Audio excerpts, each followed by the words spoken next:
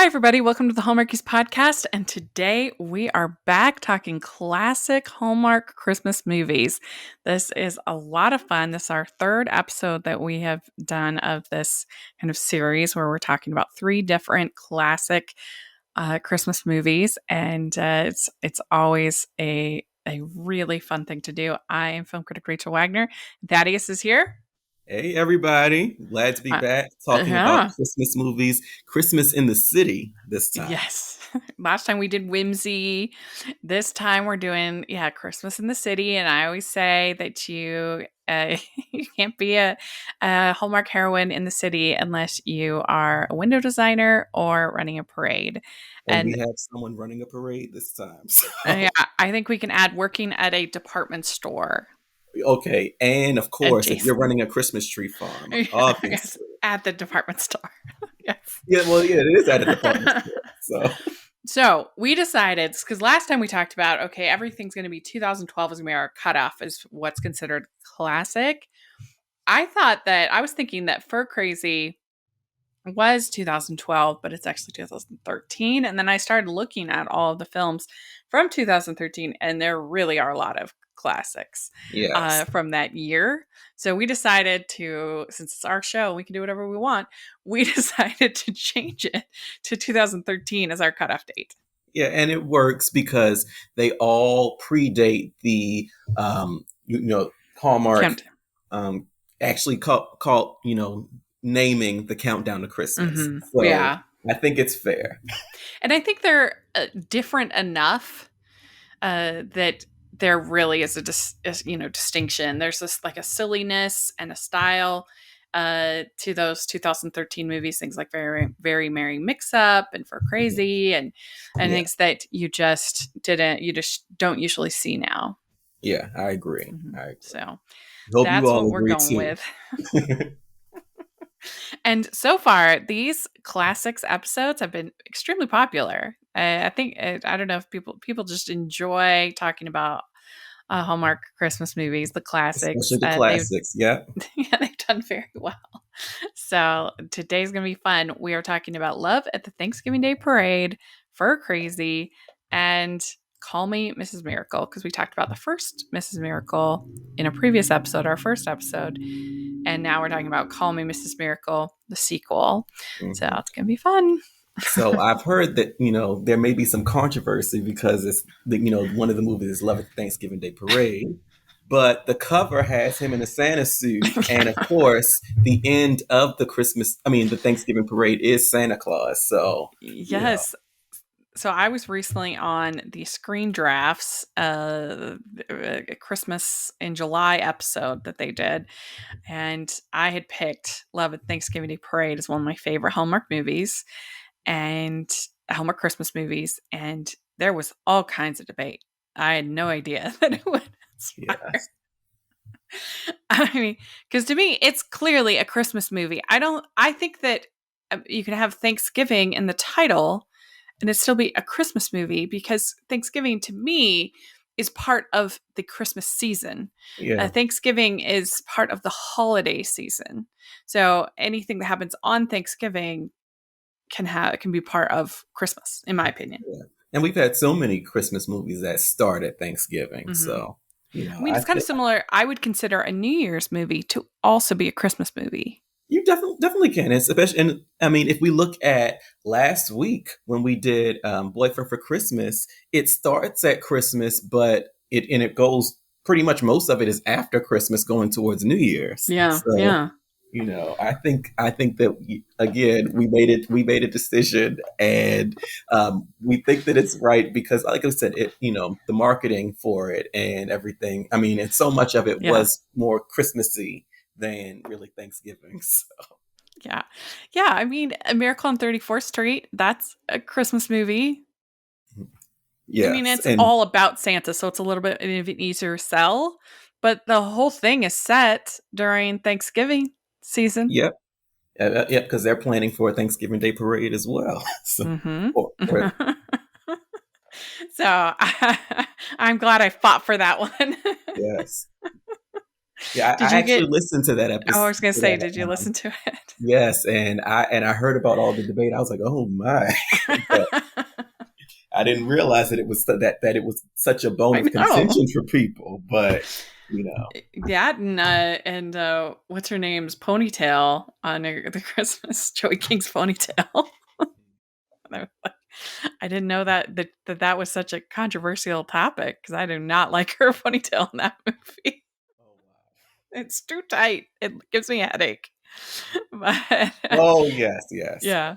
What'd hmm you think of our list? It's a pretty weird list, I felt like. I mean, it was kind of interesting and fun to be a part of. I enjoyed doing it, but yeah. the end list, I was just like, this is such a weird list.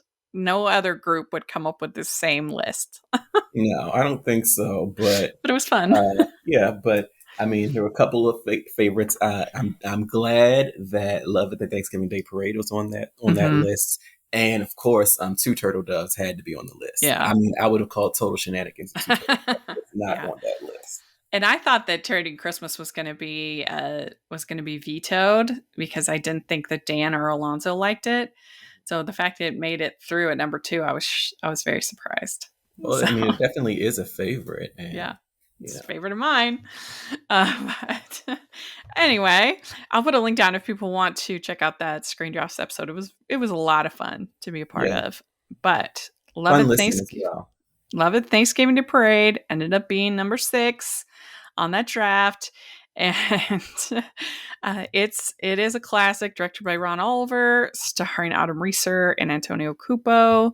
And it's an eager Thanksgiving Day parade coordinator is shocked when a wealthy consultant is hired to analyze its finances. Faced with teaching him that the parade means so much more to her than money, she finds herself reluctantly falling for him. So this is one of sort of a classic trope. I talked about it on the Screen Draft show. The classic trope of sort of the expert coming in to fix the small factory slash store slash, whatever. Here's the parade. I mean, it is interesting because it's not like the parade is a money making enterprise, but evidently this is her full time career is just planning this parade, All year, and the whole year, she the whole that's all she year, yeah. does is plan the parade. Hmm.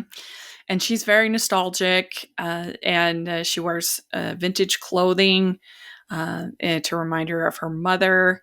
And you've got Antonio Cupo coming in to fix up the parade. And what do you think of this whole trope of the sort of the expert coming in? Um, It depends on the execution.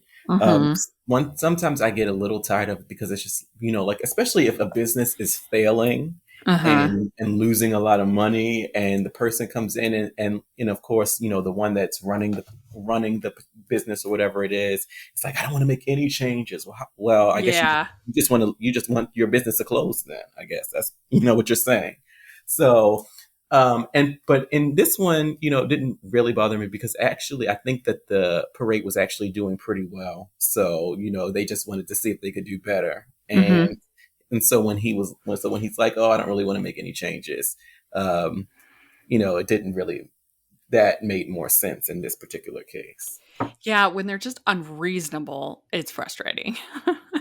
I just recorded not too long ago a on friendship episode with Elisa on Mismatched, which is all about these wedding planners, and her Oh, character yes. is just unreasonable in this. Yeah. That like she expects everybody to have these exorbitant weddings and never even asks like what their budget is, or and in the whole idea of somebody like that is budgeting is like an affront to her, and she's so insulted by it, and she just made me crazy. I was like, Yeah. Yeah, it's I remember that movie, and it was like this whole like the a little being like so idealistic and impractical. mhm. Practicality does have a place in Yeah. planning a party or weddings. And somebody mentioning their budget is not an insult. And there's like a line between getting married, drive through in Vegas, and these extravagant affairs that she wants to put on, and she acts like there's only one or the other. But I don't hate that movie. We had a really fun discussion about it. But anyway, that kind of attitude when they act like they're being insulted by the slightest kind of critique, or it's like, what do you think this is all for, is frustrating. Also, when the business is just kind of ridiculous, it's a little hard. Like the Hat Yeah. movie is my Oh, classic one of that. oh, yes. The Just for Hat's Off to sex. Christmas. I Yes. mean, come on. Now that would be a nice little pop up, but not a Yes. like year round Right. Exactly. business. Or the wreaths in that one, the Kringle movie. The Kringle movie had two, but that was wreaths. Oh my gosh. Well, the Kringle, There's that is a real business though. Yeah, the Kringle was good, but yeah, her wreaths, Yeah. not for She's gonna me. leave her job and that's what she's gonna do full time. And you know, Yeah. is make different seasonal wreaths. That's a nice little side hustle. Right. But, An Etsy store. If people want to buy your ugly wreath, go for it. but But anyway, it's an interesting trope. There's the Cookie Factory one with Joe Wagner. There's a bunch of them. But so for this one, she does struggle with any changes to the parade. yeah, But she's trying to get him to feel the spirit of it, and he's just so practical. But they have, I would say, this does enemies to lovers pretty well. I agree. I mean, they had great chemistry. Mm-hmm. It's actually funny. I actually liked like the kind of directing style. Like they had that Yeah. kind of like 1950s kind of screwball comedy Mm-hmm. aesthetic to it, and her 50s attire kind of 50s Yeah. 60s attire kind of went along with that. And I actually liked that they actually gave a reason for that, and it was because Yeah. her mother had died when she was a baby, and she thought that if she wore enough of these vintage clothes, and she got them from secondhand stores, that maybe she might end up wearing some of her mother's clothes because her father, after her mother passed away, got rid of all of the mother's Mm-hmm. clothes. Yeah. So, I like when they actually give a reason for people Mm-hmm. doing something that's a little off center. Yeah, I liked that too. I mean, both I think FIR CRAZY and Love of Thanksgiving Day Parade have, I think, very well written characters, and Mhm. with good solid character motivation for why they're doing what they're doing. Yeah. Mm-hmm. And I mean, I just adored Autumn Reeser's portrayal of her character in this movie. Mm-hmm. I think she was funny. Um, Yeah. she was quick with the quips and like the back and forth dialogue with Antonio Cupo. Mm-hmm. She had like the vulnerability.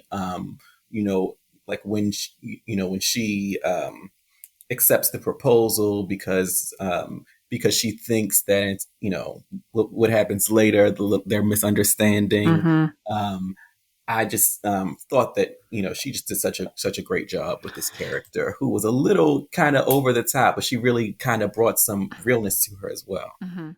I also loved April Tellick as her friend at work, and there are some really good lines there where she says, he's completely obnoxious, and he says, I was going to say he's totally hot. Okay. Oh yeah, that was what was her friend's. Why is the name not coming to me? Her friend, Oh, uh, Allie Liebert. Allie Liebert. Yes. Yeah, her friend. Yeah, she was great too. Yeah. Yeah, it's a nice supporting cast in Yeah. this. Hmm. Yeah, I love Allie Liebert. They have really good chemistry. Her and Yeah. Autumn Reeser as Yes. friends. And what do you think of the marine biologist boyfriend? Oh yeah, I was just gonna say Ben Cotton as her marine biologist boyfriend was hilarious. Like he was just like so oblivious. I mean, all about his work, which I mean, it's great that someone's that into their work. His whole thing with his mother, the first thing he has to do, I have to go and see mother. She's, make sure you dress for dinner, and of course, their whole scene where she thinks he's going to propose and they go out to eat and he wants to take her on the boat with him as he's sailing around to do his research. I mean, hilarious. Well, and it's made even more hilarious by the fact that she's literally scared of boats. I Yes. mean, how more clueless can he be that he asks her about this and he doesn't even realize that she is literally scared of boats. And you would think, through the course of their relationship at some point, Yeah. she would have gone on a boat with him like when he wasn't away, unless he's just been away most of the time. It sounds like he has been away, but you think it would at least come up in conversation or something that oh, you've never been on a boat, or somehow. But he's just very focused on his own stuff. His book, what is it? I forget. That he's thinking of changing the name of the book to Whales. What are they good for? That made me laugh.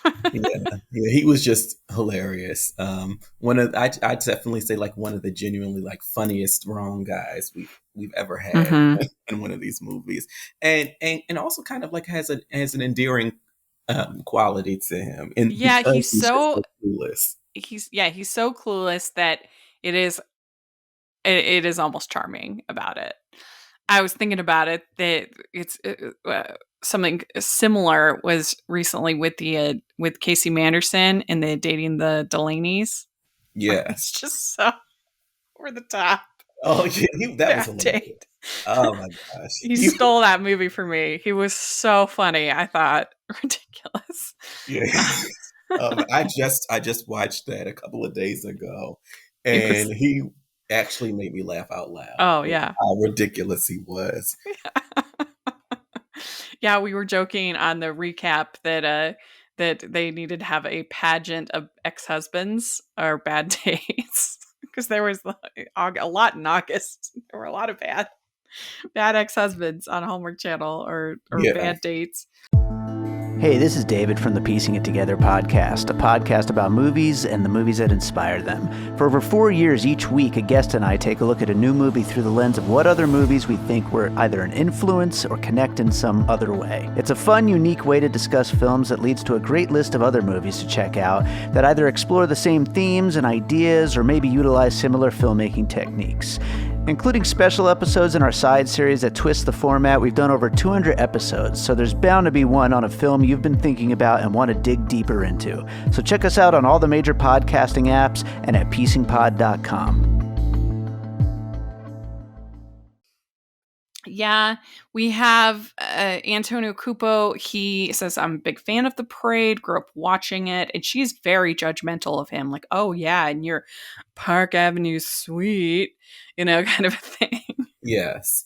And then we discover that it was, completely wrong in her assessment of him, Mm-hmm. um, because he was watching it from that penthouse apartment because he was in like an orphanage basically, and he was taken, and they used to take those kids up there to watch the parade every year.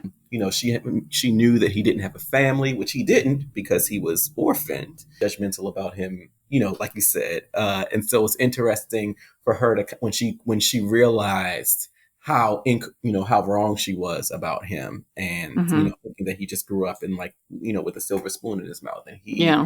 really had to work to get to where he is. And it kind of made sense.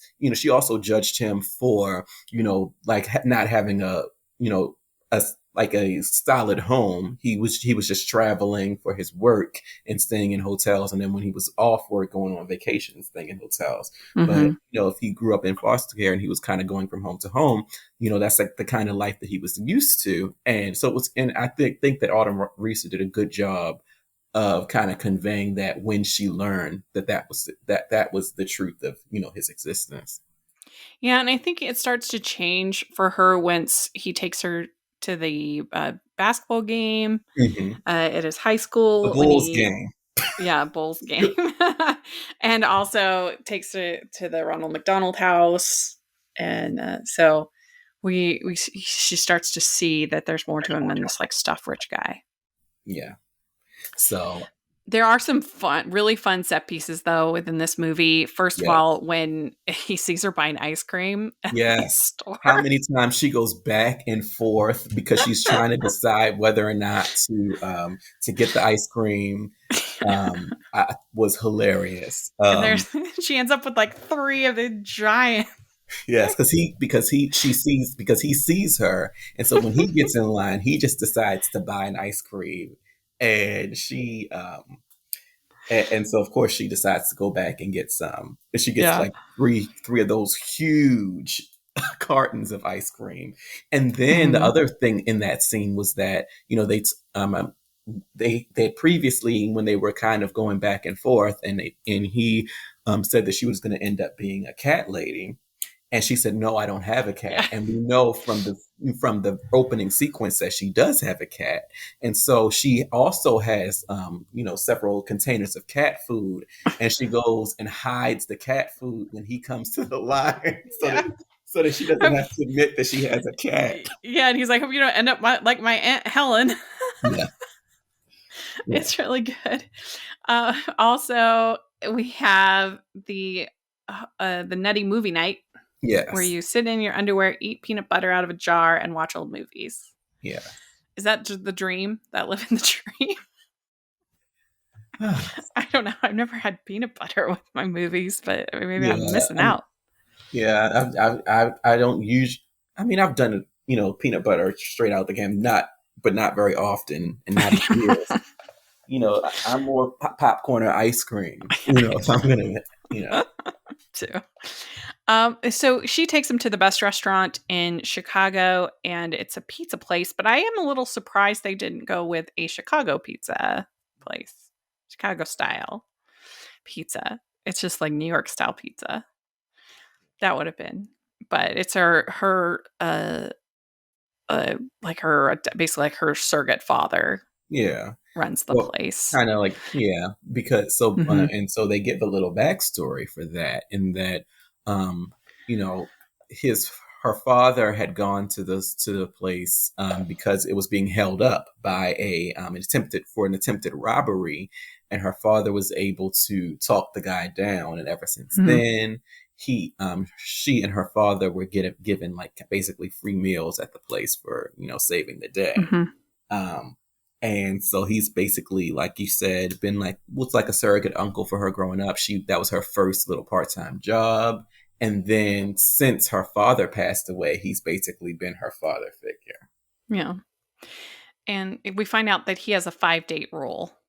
And because at the beginning of the movie, he's breaking up with what's her name, with I his forgot her name. girlfriend at the time, but anyway, who shows up later on, and then so she ends up going that he tells her, oh, this guy's not gonna marry you. They make a bet, $5 bet, and so she goes to dinner with I forget his name, but anyway, the boyfriend, Ben and Cotton. That was the actor's name, at least. yes, and he invites her to go. Brian, he invites her to go on his ship instead of proposing like she thinks he's going to do. She's very upset about it.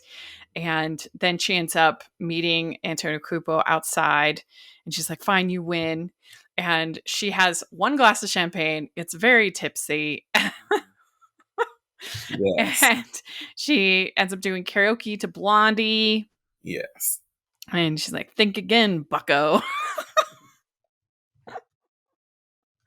Um, and yeah, it is kind of bonkers that she gets so sloshed from one glass of champagne, but she's pretty small. Yeah. So, we'll write that off. Yeah. And especially if she doesn't really drink very often, Hmm. your tolerance goes down. So, Yeah. whatever. And she's like, and they had talked about what is the best day of your life Hmm. earlier. And then she says, well, this is the worst night of my life. And they end up stuck on the roof. Overnight. Hmm. Hmm. So Scandalous. pretty scandalous. Um, she says, I'm sick of trying. I try and I try and I try. And look at me. I'm still alone. Yeah. So, and then he kind of lightly teases her because she doesn't, at first didn't quite remember everything that happened. I mean, to Hmm. be that drunk, you don't remember after one glass of champagne. Yeah, I forgot that it was that quick, I have to say. 'Cause when I was on Screen Drafts and Dance Out, I was like, "Oh yeah, I forgot that it was that quick." But but anyway, so she decides that she is in love with him and she's going up to see him, and that's when the girlfriend Gretchen is her name. Yes. She claims, "Oh well, he's my boyfriend," so she gets very upset, and that's when she accepts the proposal from Brian Yeah, so because that was she's kind of an mad. interesting little sequence. So he does a nutty sports night, I guess, and Yes. calls Gretchen to tell her Oh, about, that's right. Yeah. he understands what she was talking about like, I guess, the value of being in a relationship and having someone that he can do that with.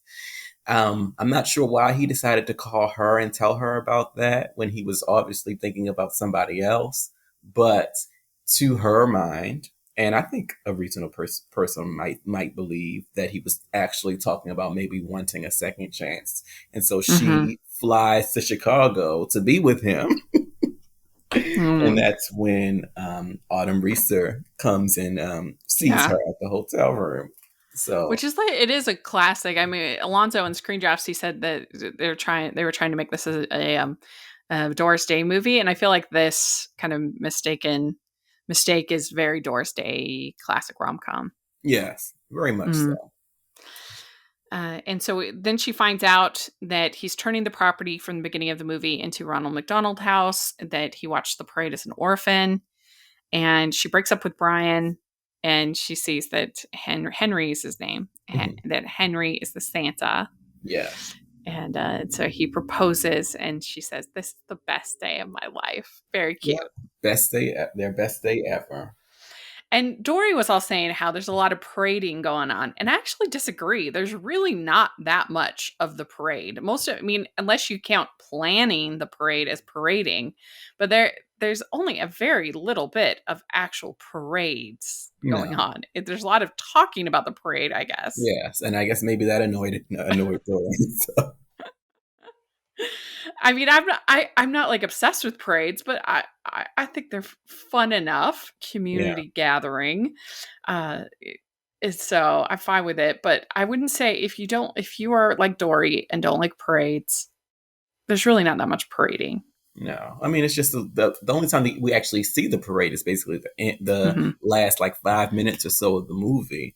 No, there's Yeah, a good amount, especially during like the part where they're getting to know each other, where there's a lot of yeah, talk about planning the parade, yes, um, yeah. which can be annoying. Like, it's kind of like the party planning movies, but you know, but Hmm. but it's We I also think. forgot to talk Mhm. about the kiss cam, Oh which is yes, really what kind of at the game, which I feel like at a high school game that's a little risky, um, but they kiss at the kiss cam, and that kind of gets her. I mean, she feels it.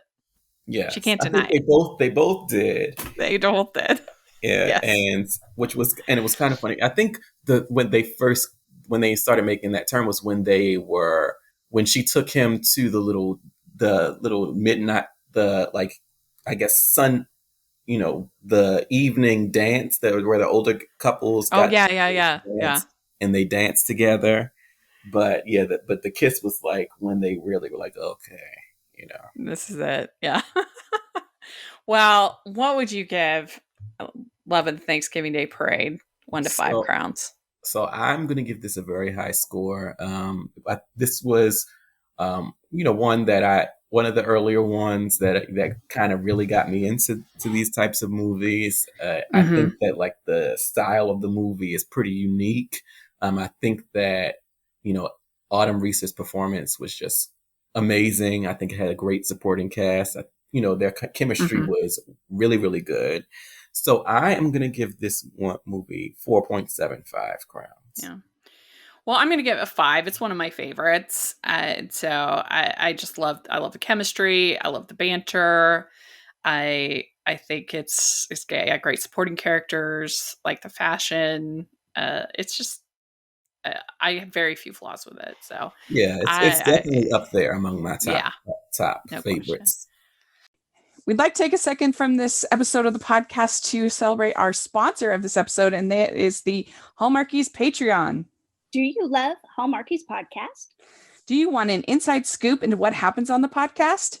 Do you want early access to episodes and loads of cool perks? Now is the time to become a patron of Hallmarkies podcast. By becoming a patron, you get to access our patron Facebook group.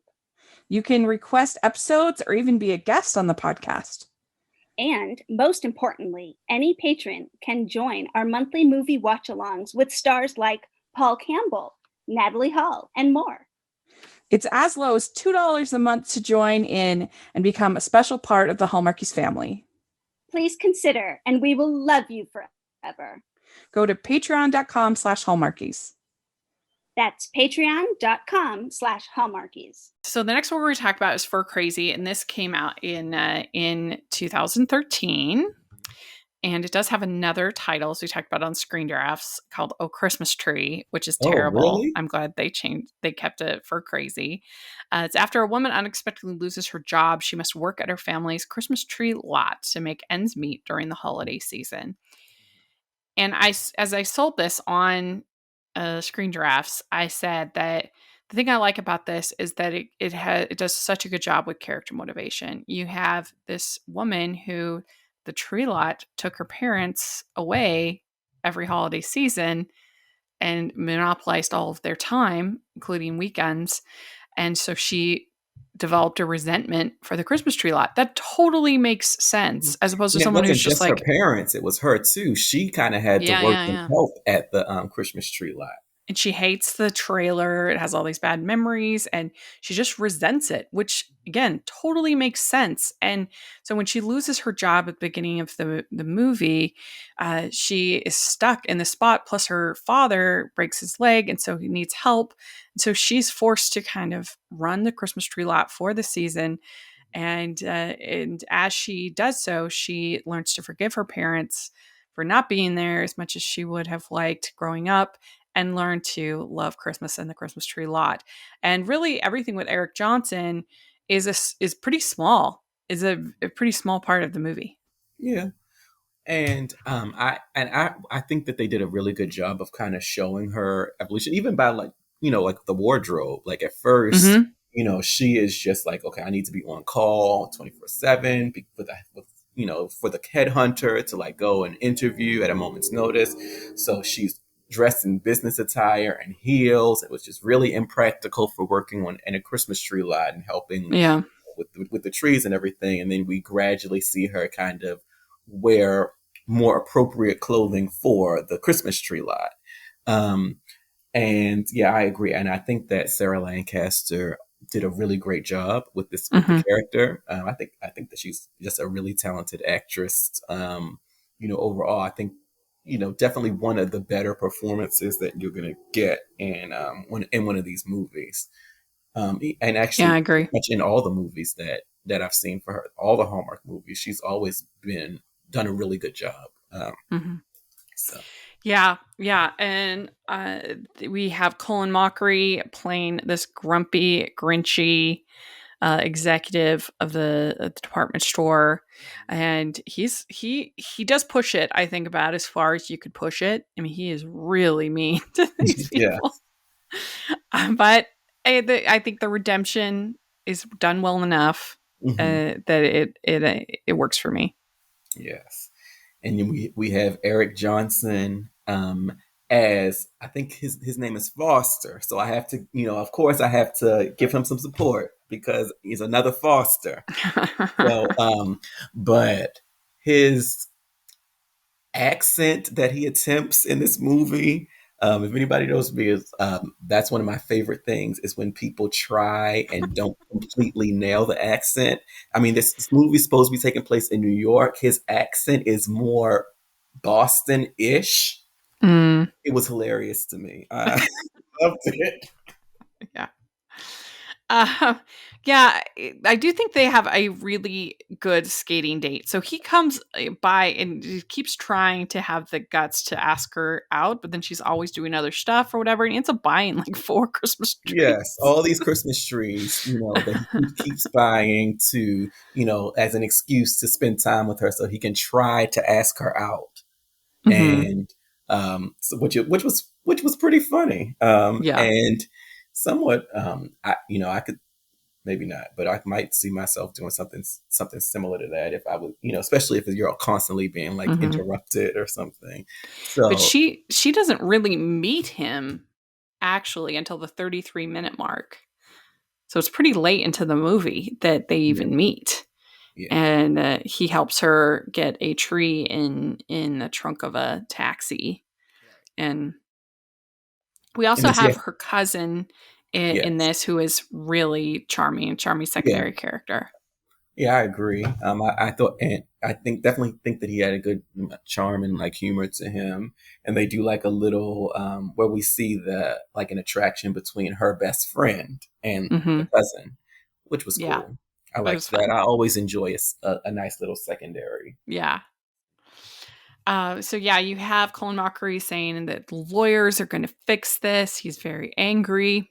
Yes, because I think there was like a short from like the Christmas tree lot, and it caused the electricity to go out Hmm. in the department store, and he is just incensed. He is so furious, and that's when he decides, like, we're gonna make sure we get rid of this place. So have the lawyers fix this so that y'all are gone.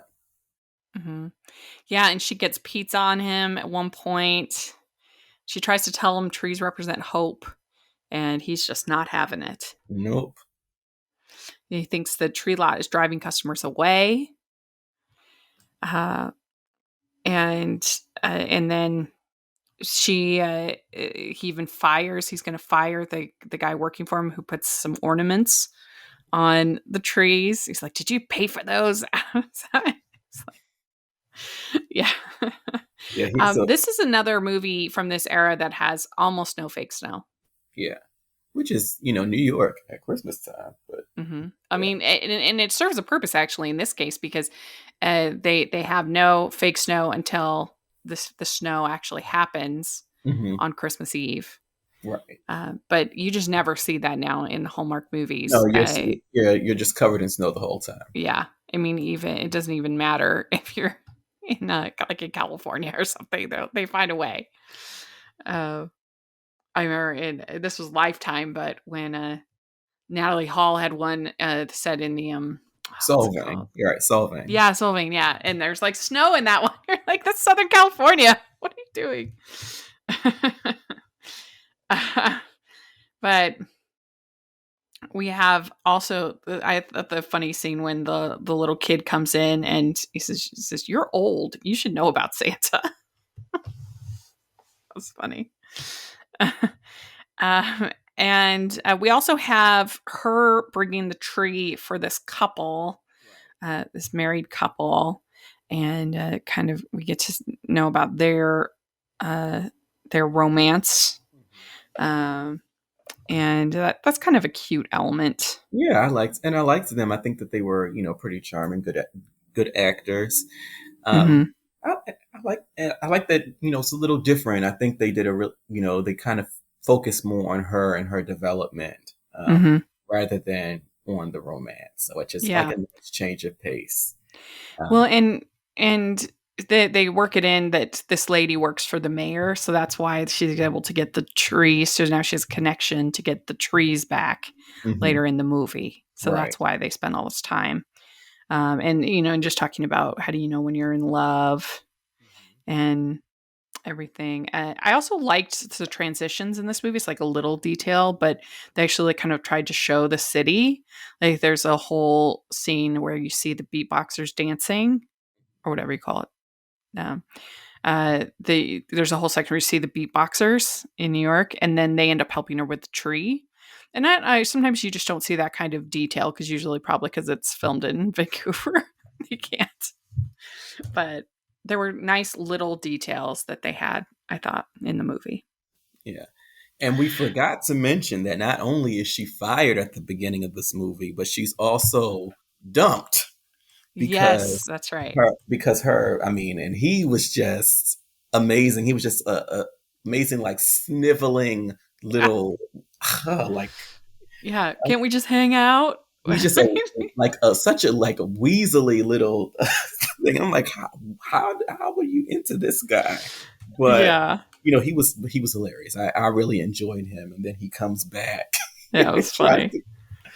Oh my gosh, But the I enjoy when they have like the exes that are like that sometimes that are mhm. just so terrible and like hilariously terrible, And we have a skating date in this movie, and I do think it's probably the best skating date in the history of Hallmark. and they actually skate both of Yeah. them, so you could And he's tell. terrible Yeah, at skating, but the whole interaction is just charming, yeah. and you get a nice kiss at the end of the date. And we've just seen so many terrible skating dates. This one is a Oh good my one. gosh. I still my favorite, my absolute favorite of the terrible skating is from what's the one with Amelia Uluru? Yeah, that one's the worst. I mean, Oh, it's hard because yeah, I know she she has a got injured, I think, yeah, is so why she they had had to do that. yeah, I think she has like a condition and so she can't But I skate do because of think, like equilibrium. But the whole thing with the green screen and then obviously the yeah, people skating were stunt people, it was just you just need to pick a different activity if you have all those challenges at that point. Like have them decorate cookies or something. Just figure something else out that you can yeah. do. But he invites her to this party. He works for like a children's center Well, place. because he's a teacher, Yeah, and so it's like a party for his that's right. kids, That's right. and then you have the kids kind of Yeah, asking all these questions about their relationship, yeah. which was hilarious because I think it's like I think he's maybe like fourth or fifth grade, so they're like 10 years old or something, Mm-hmm. and And that he's so that like, was he's a hilarious. good-looking guy. Maybe you have relationship issues. Yeah, so do you have commitment problems or whatever? That was hilarious. So Mm-hmm. Yeah. We also, when she delivers the tree to the couple, we get some Hallmark ornament glamour shots, which you don't see that as much anymore. oh, I mean Every ornament tells a story. yes, well, Oh, I mean, you still. I mean, the biggest one I've ever seen was in that. What was it? The third Godwink movie, where there's oh like a yeah. Hallmark Oh, card, that one was and so they bad. and then she turns it over. Camera shot. I was like, I couldn't believe it. I thought it was absolutely hilarious. Well, the one that I also, the magical Christmas ornaments. I mean, that was a dream for Hallmark ornaments promotions if I've ever seen it. oh, that one's another funny one.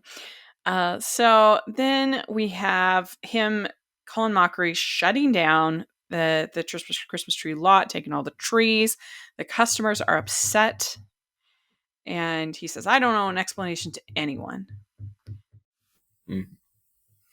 And yeah, and so of course, a real Scrooge.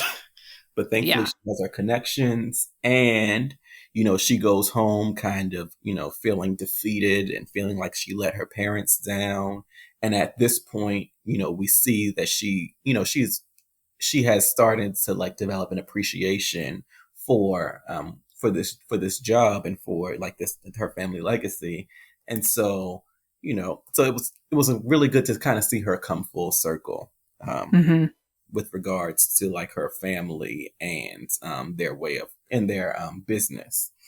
And thankfully, she has the connections with the mayor's office, and they happen to be able to find Colin Mockery at the little was it like a nursery where yeah. It's like a botanical gardens yes, yes. place, and he has a special bench for his wife, Noelle, and she passed away uh, right around Christmas, and his wife's birthday was on Christmas, and they have this nice talk, and she says, "I spent half my life resenting Christmas. Noelle had the right idea."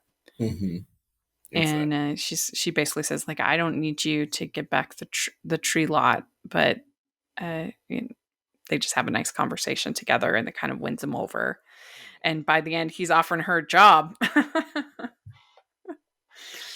It's very sweet. And they create a winter wonderland.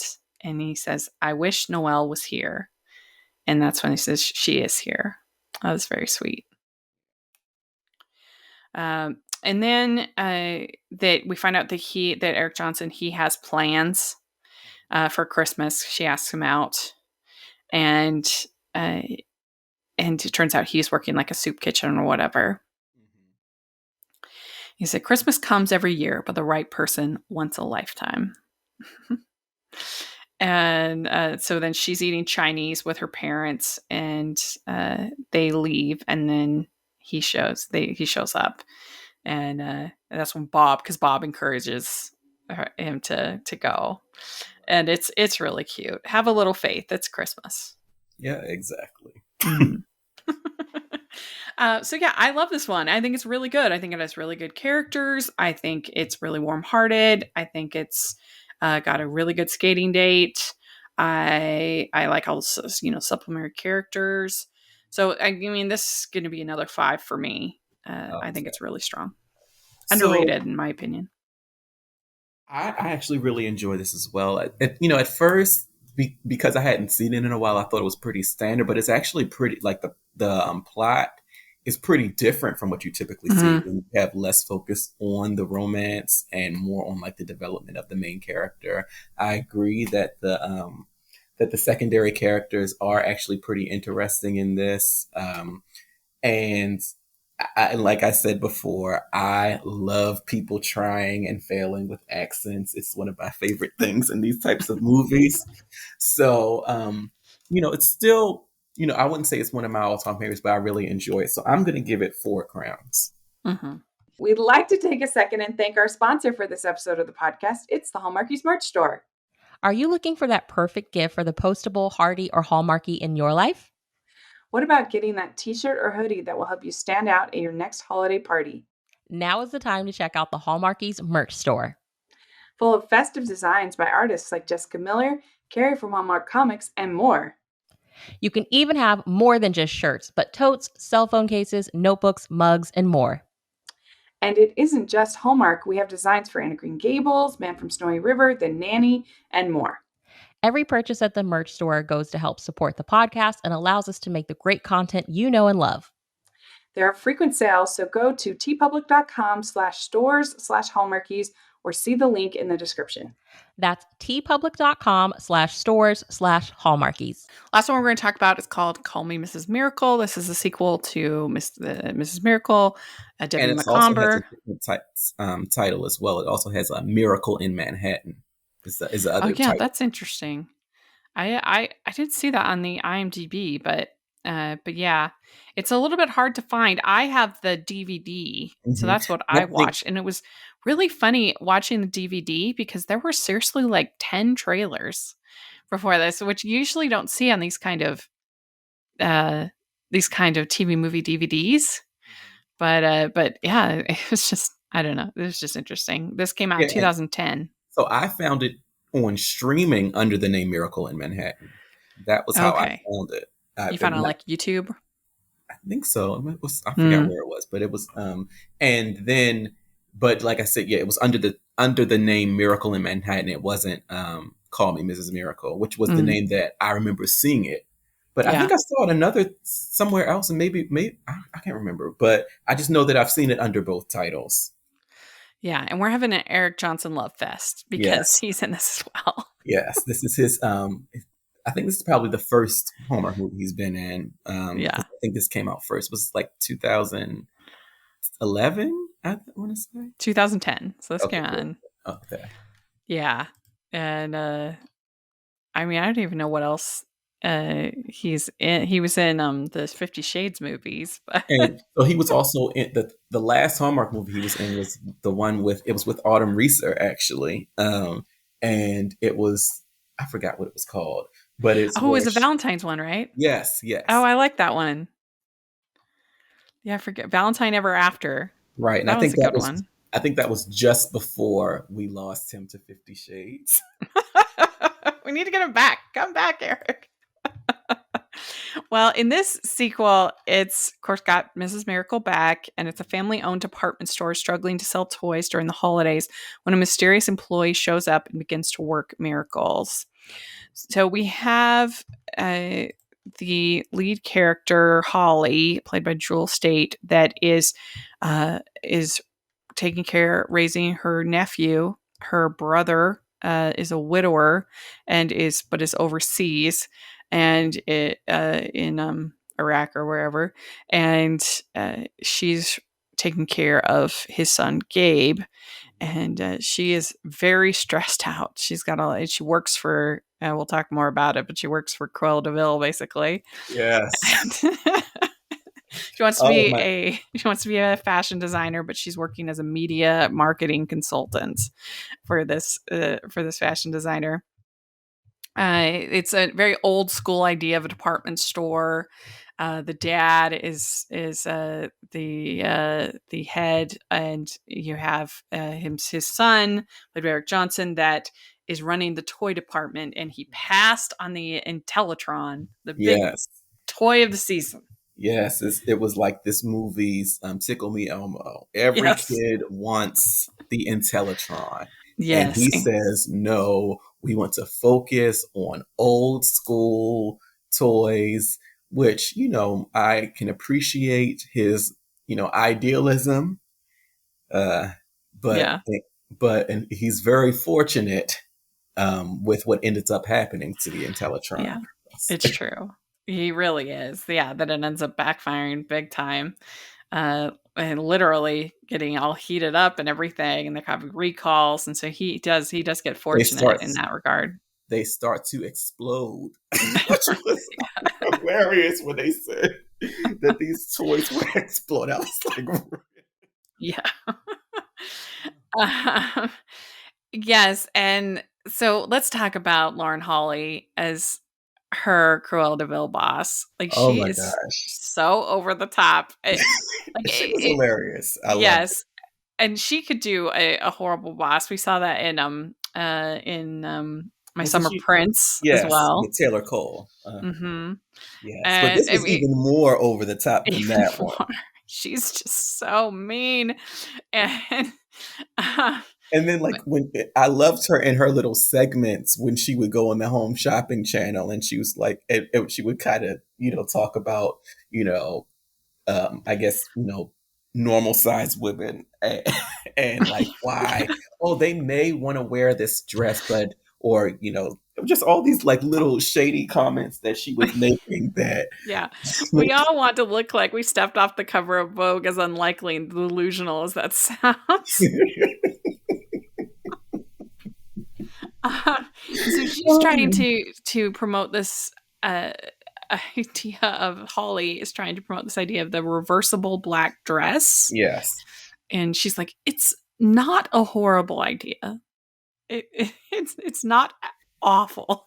That's about all she gets from her. Not a terrible idea. Yeah, it's not terrible. Like her little hand motions and everything. I mean, she was just, I loved her. She was hilarious. She did feel like she was part of a different movie than the rest of the movie, but whatever. I didn't care. I was just like, do more. Yeah. We need to see her a little bit more. She was hilarious. Well, and people are awfully tough on poor Holly. Like, when Gabe tells her that her teacher says that she didn't want her to help him with his math anymore. That was really funny and harsh. I mean, I'd probably get the same thing.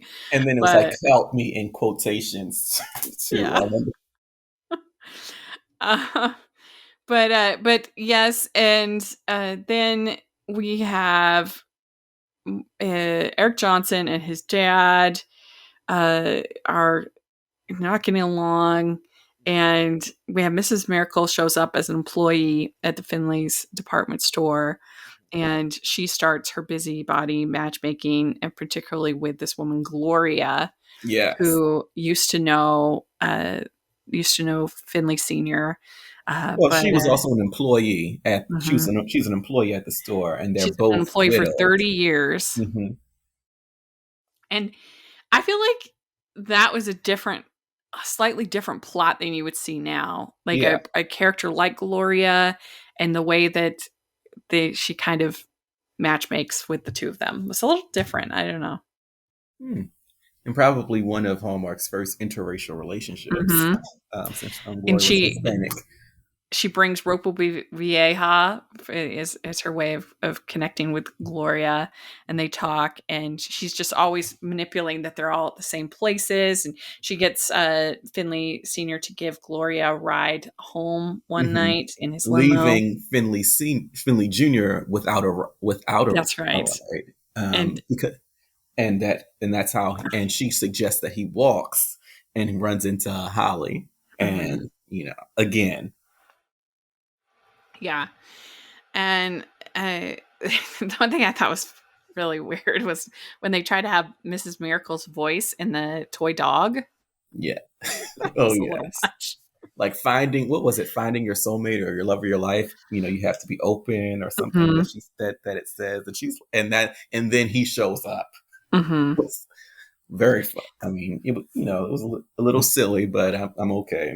We had Yeah, this silly movie. So. yeah, and I was watching the DVD, like I said, and this is definitely more of a faith-based film than you'd see a typical Hallmark movie now. And it says Christmas is about a different gift, one God gave to us many years Mhm. ago. And Right, then the little boy says Jesus. right. And I feel like I've seen versions where that sequence is cut out. So, Hmm. you know. Yeah, and then she also Holly reads the nativity story, Luke Mhm. to Gabe Right, later. Mhm. And we find out that that Finley Jr.'s mother died on Christmas Eve. So, and that his father thinks it's disrespectful to celebrate. And that's when Mrs. Miracle says celebrating anything in her memory honors her. right. And he also, and he said that ever since then, the Finleys have gone to the Caribbean to get away Yes. from the city, every year for Yeah, may Christmas. I be so cursed. Oh my Get to go to goodness. the Virgin Islands for And Christmas. and I mean, obviously they have lost their way. I mean, who goes to a warm climate for Right? Christmas Yeah. when you're in New York? I mean, Right. just I It mean, is not good. It is a bad place they're in. Yes. And then they also she orchestrates a meet cute between them at the roasted chestnut booth. yes. When she And suggested he walk home instead of, yeah. because when she arranged for the date between, well, the ride for Gloria, and actually I think Mhm. he does suggest that he take her to dinner as well. So Yeah. Yeah, because they were going to go to dinner, but he wasn't looking forward to going to dinner with his father. And so then he asks her out, and I feel like sometimes in Hallmark movies they kind of forget about dating. They yes. just go straight to well, we're working on a project together, we're, whatever. And so you don't have the awkward sort of will you go out with me kind of date asking on a date question, which I think is so charming and I really like that. And so it's cute that he does that here. And she's like, I'm just too busy with Gabe. I can't. And so he says, I'll bring dinner to you, which is very cute. Yeah. Very, Yes, very cute. and they, and he does, and they have a nice time, and we get a nice kiss, uh, Hmm. in the Hmm. apartment. Yes. And so Finley Sr. and Jr. make a bet and says that he will either leave his job or if they sell out the toy department, then they will throw the party like they used to do. We also have these Christmas cards that keep reappearing Right. around the He keeps thing. trying to throw them away, and they just keep Yeah. coming back. And this guy who plays Finley Sr., I swear he is always like a grumpy businessman. It's like the guy who plays Mr. Peck on Chesapeake Shores. The two of them are like, they must have just be in the roster of you want a bad man of business. Yes. Grumpy. And Robert Pine. Those three are like, Oh yeah. yeah. Tom Butler is his name. Yeah, he's got it down. And So yeah, he's then definitely been the bad man of business in many movies. yes. So Gabe's wanting to get his Christmas present, but she won't take him. She's too busy. So he goes into the city and gets it himself, and she freaks out. And I understand why, especially because she's been placed over him. It's not even her child. But on the other hand, I do think that we over infantilize children, that like there's no reason why a child of Gabe's age can't get on a subway and go into a department store. That's not a dangerous activity. That's a safe activity that like responsible children can do. And there's a whole movement called free range kids, which again, I don't have children, so don't listen to me, but I think it has a lot of interesting things about it. That that it's good for kids to make their own choices and find their own ways and to experience wilderness, where everything isn't laid out for them and they have to figure it out. And you want to know where your kids are. And I think that's the problem with this here. But like the fact that he did it, she acted like he was very unsafe, which isn't really true. He was safe. She just didn't know where he was. And that's the problem. Yeah, and yeah, but the thing is, and I kind of get where she's coming from, because she's thinking of, this is like a responsibility to her brother to kind of, make sure to do a good job. And she is a little bit overly cautious with that. And so it kind of made sense. And the thing is, and I think, Gabe knew that had he asked her to go by himself, she would have said no. Yeah. Thinking that was, what her brother would have done, or just not wanting to take that risk. But, obviously he was perfectly fine.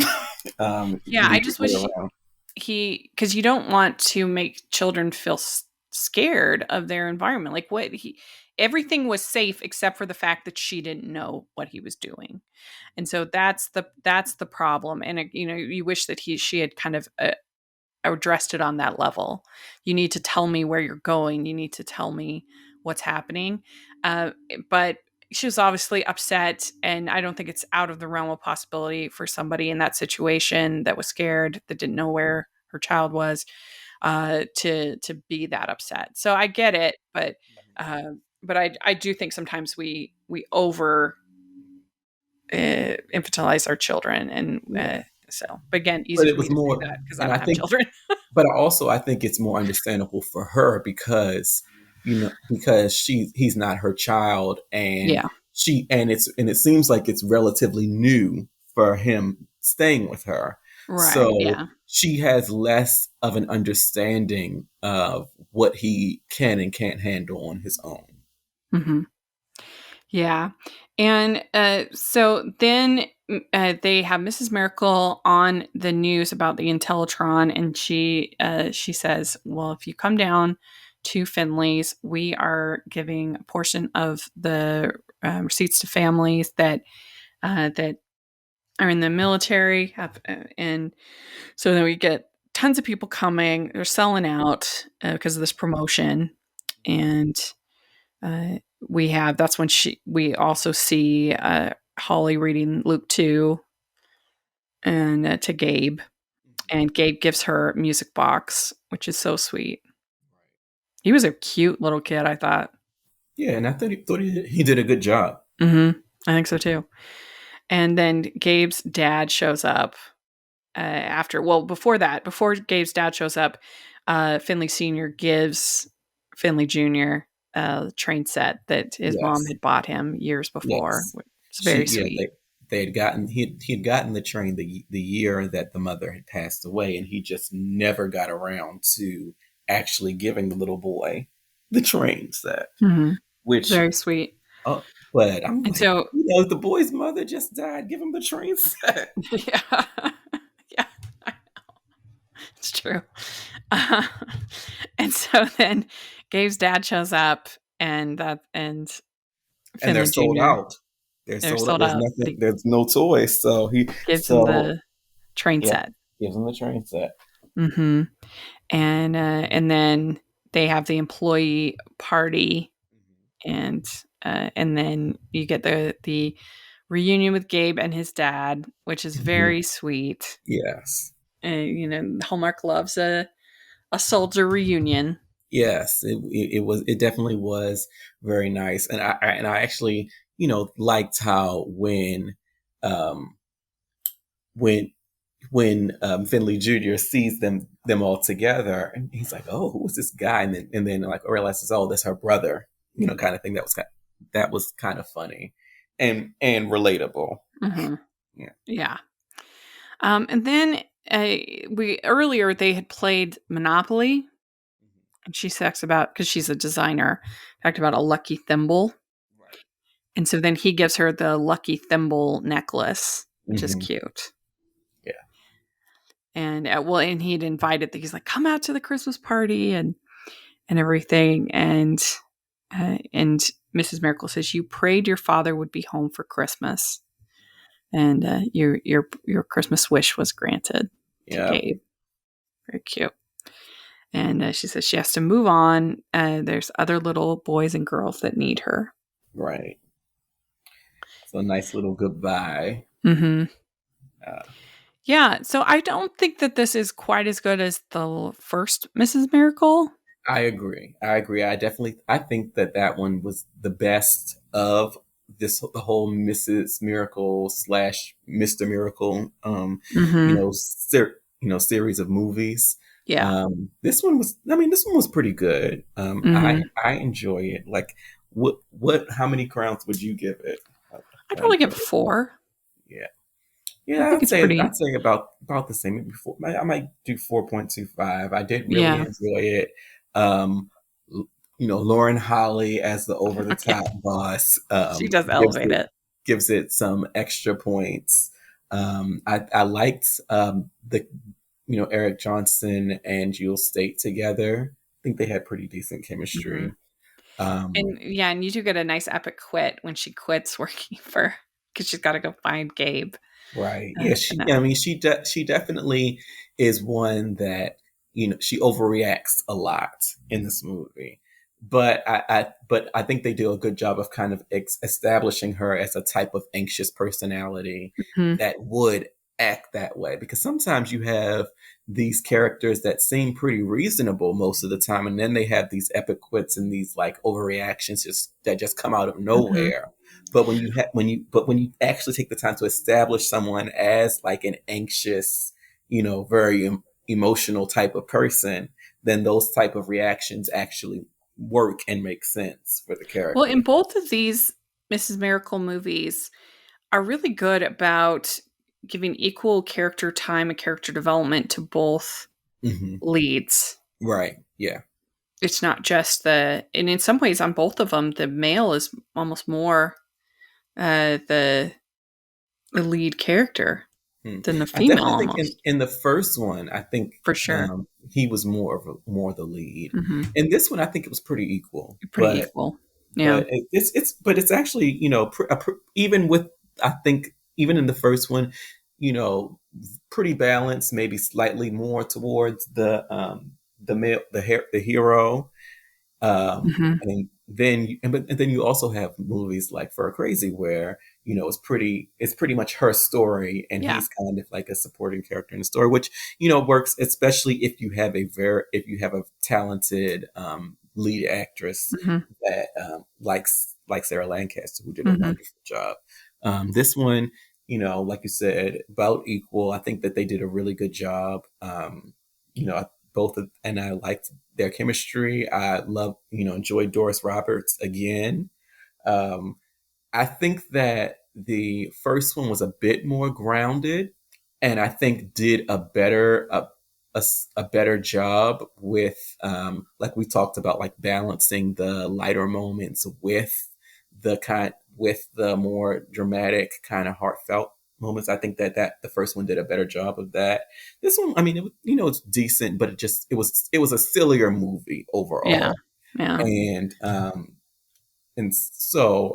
but it was still a nice, enjoyable watch. So I would Yeah. give it 4.25. Yeah. Well, let us know what you think of these three. Are they three of your favorites? What score would you give them? We'd love to hear in the comment section or on Twitter. And make sure you check out our Patreon, which Thaddeus is a member of. We have lots of fun events and other activities in the Patreon Facebook group. So please take a look at that. We really appreciate it. And make sure you're following the podcast at Hallmarkies Pod and Hallmarkies Podcast, all of our social media. And you can find me at Rachel's Reviews, all of our social media, iTunes, YouTube, and on Rotten Tomatoes. And if you're listening on iTunes, please leave your ratings and reviews. That really helps us a lot. 5 stars. And if you are listening on YouTube, please give the video a thumbs up and subscribe to the channel. We appreciate that so much. We also have our merch store, which has tons of fun festive designs. So please take a look at that. And thanks so much. It's always fun to do this. And if you have any suggestions of what you'd like us to talk about in the next classic Christmas episode, then put in the comment section. And we'll talk to y'all later. Merry Christmas. Bye. Merry Christmas, everyone.